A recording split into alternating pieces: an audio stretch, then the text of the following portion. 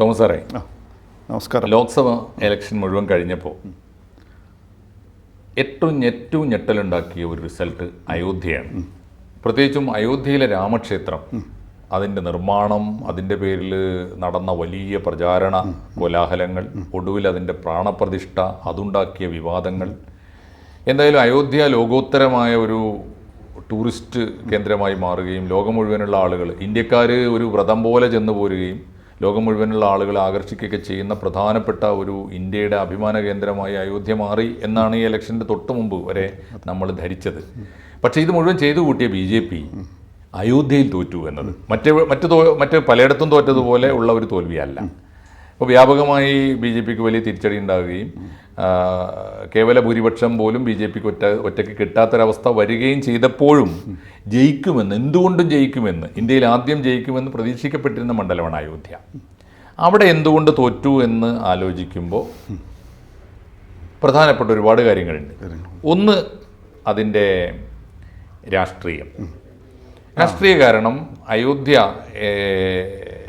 എങ്ങനെയാണ് സാറ് അതിൻ്റെ ആദ്യത്തെ പൊളിറ്റിക്കൽ റീസൺ എന്ത് കാണും? അതായത് ഇത് കുറേ കാലം അയോധ്യ എന്ന് പറഞ്ഞു കഴിഞ്ഞാൽ BJPയുടെ ജീവാത്മാവും പരമാത്മാവുമാണ് അയോധ്യ ആൻഡ് രാം മന്ദിർ. BJP അധികാരത്തിലേക്ക് എത്തിച്ച ഏറ്റവും പ്രധാനപ്പെട്ട അജണ്ട തന്നെയാണ്, ഘടകമാണ്. അത് കഴിഞ്ഞിട്ടേ അവർക്ക് വേറെ എന്ത് പ്രശ്നമുള്ളൂ. അതെ. അപ്പോൾ ഈ രാം മന്ദിർ പടുത്ത ഉടനെ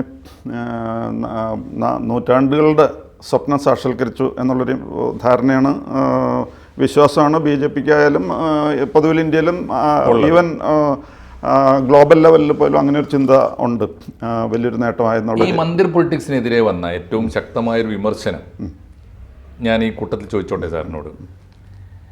അയോധ്യ ബാബരി മസ്ജിദ് തർക്കസ്ഥലത്ത് നിർമ്മിക്കുകയും അത് പള്ളിയാണോ ക്ഷേത്രമാണോ എന്നൊക്കെയുള്ള തർക്കമായിരുന്നല്ലോ. അത് തകർക്കപ്പെട്ട സ്ഥലത്ത് കോടതി വിധി പ്രകാരം ഒരു ക്ഷേത്രം നിർമ്മിച്ചു. അതോടുകൂടി ആ അജണ്ട തീർന്നു. ഒരുപക്ഷെ ക്ഷേത്രം നിർമ്മിച്ചതോടുകൂടിയാണ് BJPയുടെ അജണ്ട സമ്പൂർണ്ണമായി അവസാനിച്ചത് എന്നൊരു വിമർശനം. അല്ല, ആ പ്രശ്നം ലൈവായിട്ട് നിൽക്കുന്നതായിരുന്നു നല്ലത്, പൊളിറ്റിക്കലി സ്പീക്കിംഗ്. യെസ്. പിന്നെ ഇത് പൊളിറ്റിക്കൽ ആൻഡ് റിലീജിയസ് ഒരു ഫ്ലാഷ് പോയിന്റ് ആയിരുന്നു അയോധ്യയിലെ സാഹചര്യങ്ങൾ. പക്ഷേ ഇതിൻ്റെ ബിൽഡിംഗ് പണികളൊക്കെ കഴിഞ്ഞ കാര്യങ്ങളൊക്കെ സെറ്റിൽഡ് ആയി കഴിഞ്ഞ് കഴിഞ്ഞപ്പോൾ ഇപ്പോൾ it is neither political nor religious എന്നുള്ള ലെവലിലേക്കാണ് കാര്യങ്ങൾ വരുന്നത്.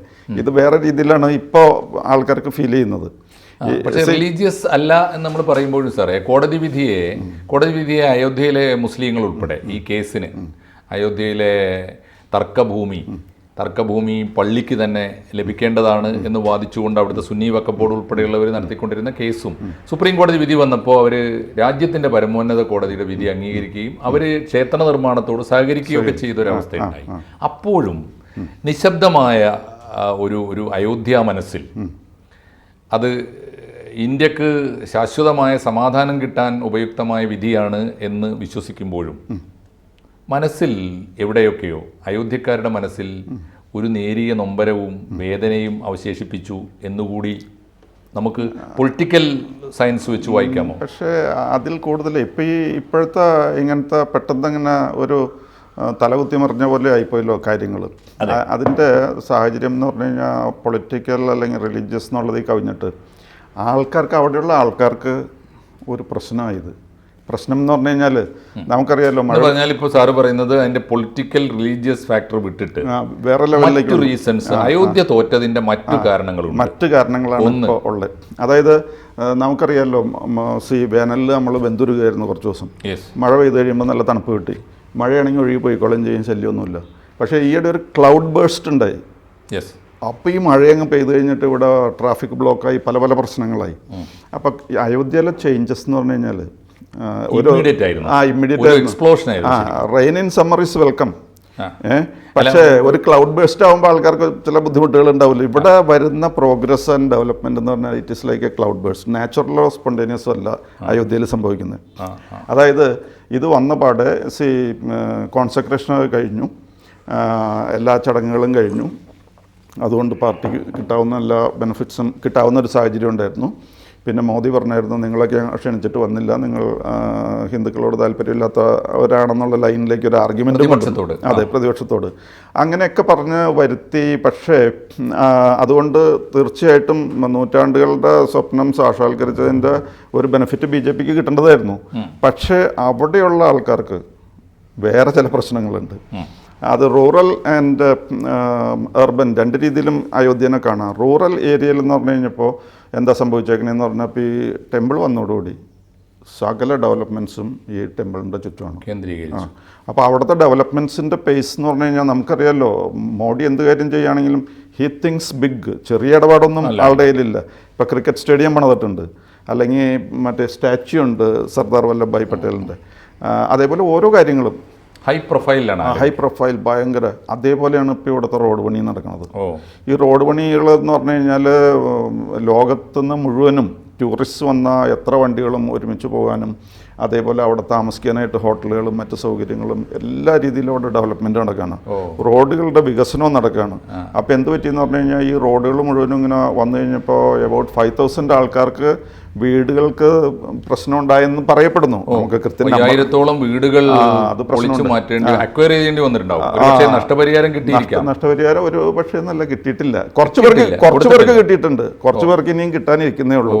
അപ്പോൾ അവരിനി വേറൊരു സ്ഥലം അതേപോലെ ചെന്ന വീട് അന്വേഷിച്ച് ചെല്ലുമ്പോഴേക്കും ഒരു മണ്ഡലം തോൽപ്പിക്കാൻ ഏറ്റവും 5000 വീട്ടുകാർ തീരുമാനിച്ചാൽ മതി. അതായത് ദൈവമുണ്ട്, അല്ലെങ്കിൽ വേറെ ആൾക്കാരുണ്ട്, നേതാക്കന്മാരുണ്ട്, ഗവൺമെൻറ് ഉണ്ട്, ഇതൊക്കെ ഓക്കെ. പക്ഷെ സ്വന്തം വീടുമ്പോൾ തൊട്ട് കഴിഞ്ഞാൽ അവിടെ വേറെ അത് തീർച്ചയായിട്ടും സാറ് പറഞ്ഞൊരു പ്രധാനപ്പെട്ട ഘടകമാണ്. അയോധ്യ ഒരു പുരാതന നഗരമാണ്, കൊച്ചു നഗരമാണ്. ഞാൻ പണ്ടൊരിക്കൽ പോയിട്ടുണ്ട്. പക്ഷെ അന്ന് ഇങ്ങനെ പള്ളി തകർക്കുന്നതിന് മുമ്പാണ്. അപ്പോൾ അന്ന് ഒരു വളരെ പുരാതനമായ നഗരം, ചെറിയ റോഡുകൾ, സൗകര്യങ്ങൾ, കൊച്ചു വീടുകൾ, അങ്ങനെ ആളുകൾ അന്നും സമാധാനമുണ്ട് കേട്ടോ. അയോധ്യയിൽ സമാധാനമുണ്ട് അന്ന്. അതിന്റെ ഓർമ്മ അന്ന് അവിടെ CPI നേതാവായിരുന്നു അവിടുത്തെ MP. CPIക്കാർ ജയിച്ചൊരു കാലം അവിടെ ജയിക്കാറുണ്ടായിരുന്നു. അപ്പോ ഈ പ്രാവശ്യം അരവിന്ദ് സെൻ നട്ട് പറഞ്ഞിട്ട് അതെ മത്സരിച്ചിരുന്നു പ്രദേശത്ത്. പക്ഷേ അവർ വളരെ പുറകിലേക്ക് പോയി തോന്നുന്നു. കാരണം ഈ അപ്പോൾ ഇന്ത്യ മുന്നണിയിൽ CPI ഇല്ലേ അവിടെ? ഇന്ത്യ മുന്നണിയിൽ പെട്ടിട്ടാണോ എന്ന് പറഞ്ഞോട് അദ്ദേഹം ഒരു CPI അവിടെ അരവിന്ദ്. ഇപ്പൊ അയോധ്യ പോലെ ഒരു നഗരത്തിൽ ഇത്ര ഹ്യൂജായ ഒരു ഡെവലപ്മെന്റ് വരുമ്പോൾ അത് പഴയത് അതേപോലെ ഈ ഡെവലപ്മെന്റ് കം ബ്യൂട്ടിഫിക്കേഷനും ഉണ്ടല്ലോ. പണ്ട് ഡൊണാൾഡ് ട്രംപ് വന്നപ്പോൾ ഓർക്കണുണ്ടോ, ഈ റോഡൊക്കെ വൃത്തിയാക്കി അങ്ങേ വശത്ത് ചേരി പ്രദേശമുള്ളപ്പോൾ അത് മറക്കലും അങ്ങനെ. അപ്പോൾ ഈ ബ്യൂട്ടിഫിക്കേഷനെ പറ്റിയായാലും ഡെവലപ്മെന്റിനെ പറ്റിയായാലും മോഡിയുടെ വീക്ഷണം എന്ന് പറഞ്ഞാൽ ഭയങ്കരമായ വലിയ രീതിയിൽ. അതിനു മുമ്പ് അവിടുത്തെ റിയാലിറ്റി അദ്ദേഹം പരിഗണിക്കാറില്ല. കാരണം അവിടെ ഒരു ലോകോത്തരമായ ഒരു നഗരമാക്കി അയോധ്യയെ മാറ്റുക. തീർച്ചയായിട്ടും വിക്ടിംസ് ഉണ്ടാവും. ആ വിക്ടിംസ് അവരും വോട്ടാണല്ലോ. അതെ, മേ ബി ചിലപ്പോൾ അടുത്ത ഇലക്ഷനോ പിന്നത്തെ ഇലക്ഷനോ ഒക്കെ വരുമ്പോൾ ആൾക്കാർ ഇത് പക്ഷെ ഇപ്പൊ അവർക്ക് അംഗീകരിക്കാൻ പ്രയാസം ഉണ്ടാവും. ഇനി ഈ റോഡിന്റെ ഇങ്ങനെ വന്ന് വീടുകൾ പോകുന്നത് കൂടാതെ ഈ റോഡിന്റെ സൈഡിൽ മുഴുവനും തോട് കയറിയിട്ടുണ്ട്. എന്താണെന്ന് വെച്ച് കഴിഞ്ഞാൽ ഇപ്പോൾ ഇലക്ട്രിസിറ്റിയുടെ മറ്റേ പോസ്റ്റുകളൊക്കെ ഉണ്ടല്ലോ, പോസ്റ്റുകളൊക്കെ റോട്ടിൽ നിന്ന് മാറ്റാണ്, റോഡിന് ഭംഗി ഇല്ലത്. അപ്പോൾ ഈ പോസ്റ്റുകളൊക്കെ മാറ്റി അതെല്ലാം അണ്ടർഗ്രൗണ്ട് ആക്കാണ്. അപ്പോൾ അതിനുവേണ്ടി ഈ റോഡുകളുടെയൊക്കെ സൈഡിൽ തോടും കയറിയിട്ടുണ്ട്. പിന്നെ പൈപ്പ് ലൈൻ എല്ലാത്തിനും ആകപ്പാടെ ഇതെല്ലാം ഓൾ ഓഫ് എ സഡൻ ആണ് സംഭവിക്കുന്നത്.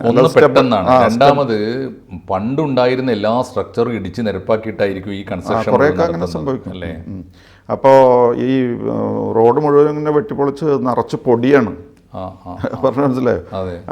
നമുക്കറിയാമല്ലോ ഇവിടെ ഒരു പൈപ്പ് ഇട്ട് കഴിയുമ്പോൾ റോഡിൻ്റെ അവസ്ഥ എന്താവുന്നു.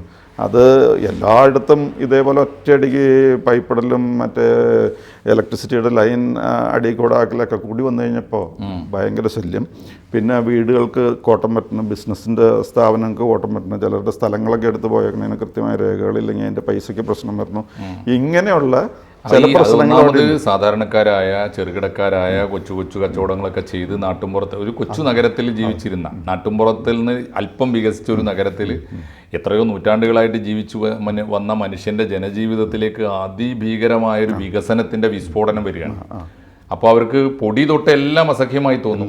അതുണ്ടാക്കുന്ന പൊടി, ആരോഗ്യ പ്രശ്നങ്ങൾ, സാമൂഹ്യ പ്രശ്നങ്ങൾ മാത്രമല്ല ആ നഗരം ഒരു ഫുൾ സ്വിങ്ങിൽ അധിവാസയോഗ്യമായി തീരണമെങ്കിൽ എത്ര കാലം എടുക്കുമെന്ന് ആലോചിച്ചു. അതെ അതെ. അപ്പോൾ അതുകൊണ്ട് എനിക്ക് തോന്നുന്നു ഈ അയോധ്യ ക്ഷേത്ര നിർമ്മാണം തൊട്ട്, അത് തന്നെ എത്ര കാലമായി തുടങ്ങിയത്, അയോധ്യ ക്ഷേത്ര നിർമ്മാണം, ഇപ്പോൾ അതിന് അനുബന്ധമായ നഗര നിർമ്മിതി, അതിനോട് ചേർന്നുള്ള നഗരത്തിന്റെ സൗന്ദര്യവൽക്കരണം, ഇത് അതേസമയം റൂറൽ അയോധ്യയിലാണെങ്കിൽ ഒന്നും നടക്കണമില്ല, അത് വെറുതെ കിടക്കാം.